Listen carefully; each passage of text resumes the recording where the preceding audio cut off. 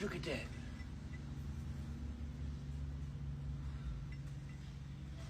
You know what that is, don't you? It's BAD. That means bad. This is the output shaft bearing. And I'm just going to tell you, this one threw me for a loop. Customer complaint was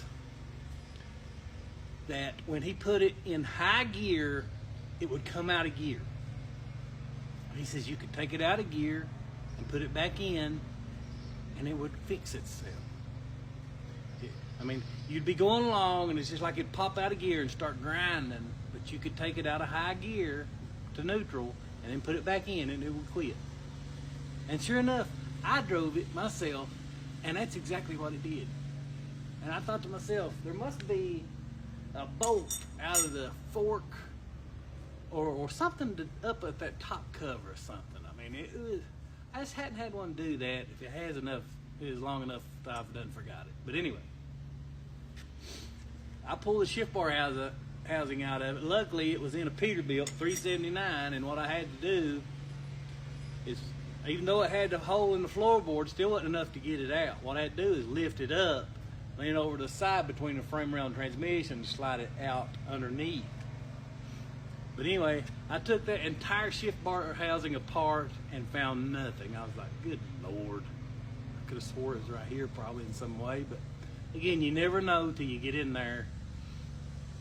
But anyway, I went through every bit of it to make sure nothing was ailing it.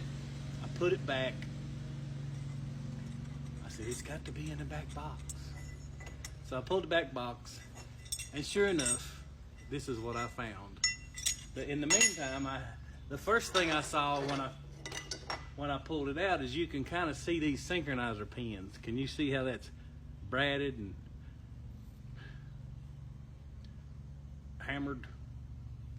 But anyway, as soon as I seen that, I was like, oh, we got a problem here. So sure enough, the further I went, I found this. And what it was doing is it was letting the entire output shaft in the back section slide back enough to where it was coming out of gear in neutral in the rear section. Now again, you may ask, what did putting a stick in now have to do with it? Well, I'll tell you what. I don't have a good answer for that, but all I can tell you is it has to do with road speed, I guess. I mean, again, I have no clue of why that would have changed it, because when I test drove it, I tried to put it in the same gear hole in each range, and I couldn't get it to do it. But I could definitely get it to do it in that last gear hole. But like I say, you could take it out of gear and put it back, and it would quit. Why it would do that, I don't know. I guess, like I say, it had something to do with road speed.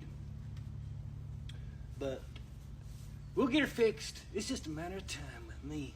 If you got the money, I got the time.